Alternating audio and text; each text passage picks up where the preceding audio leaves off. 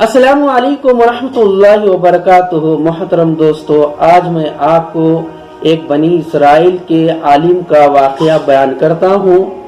بنی اسرائیل میں ایک عالم تھا جو گناہ کبیرہ میں ملوث ہو گیا، اور وہ جانتا بھی تھا کہ اس گناہ کی سزا کیا ہے اور اس گناہ کی سزا ملنا ضرور ہے۔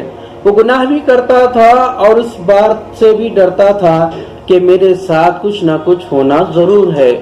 ایک دن ایسا ہوا کہ ایک دن تہجد کی نماز کو اٹھا، نماز پڑھی اور تہجد کے بعد دعا مانگنے لگا کہ یا اللہ تو کتنا کریم ہے، کتنا مہربان ہے کہ میں نے تیری نافرمانی کی ہے اور میں تیری نافرمانی کر رہا ہوں، اور تو نے مجھ پر اپنی نعمتیں سلامت رکھی ہیں۔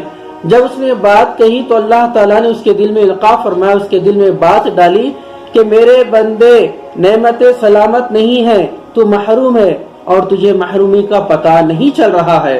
تو حیران ہوا کہ اے اللہ، میں کس نعمت سے محروم ہوں؟ اللہ تعالیٰ نے دل میں بات ڈالی، سوچ جس دن تو نے پہلی مرتبہ یہ کبیرہ گناہ کیا تھا، اس دن سے ہم نے رات کے آخری پہر کی مناجات کی لذت سے تجھے محروم کر دیا۔ تب اس کو احساس ہوا کہ واقعی جب سے میں نے گناہ کرنا شروع کیا ہے، مجھ سے آخری رات کا رونا نصیب نہیں ہوا اور میں تہجد کی نمازوں کو چھوڑ دیا۔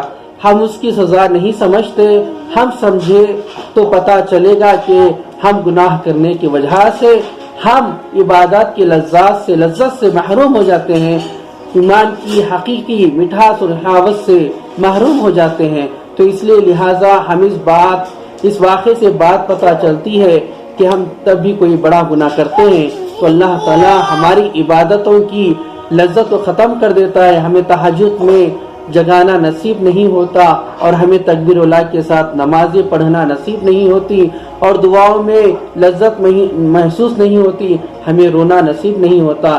لہٰذا جب بھی ہم سے کوئی گناہ ہو جائے تو ہمیں گناہوں سے توبہ کرنا چاہیے، اور موت سے آنے سے پہلے گناہ سے توبہ کر لیں اور ہمیں کلمے والی موت نصیب فرمائے۔ اللہ تبارک تعالی ہم سب کو ان باتوں پر عمل کرنے کی توفیق نصیب فرمائے۔ السلام علیکم ورحمۃ اللہ وبرکاتہ۔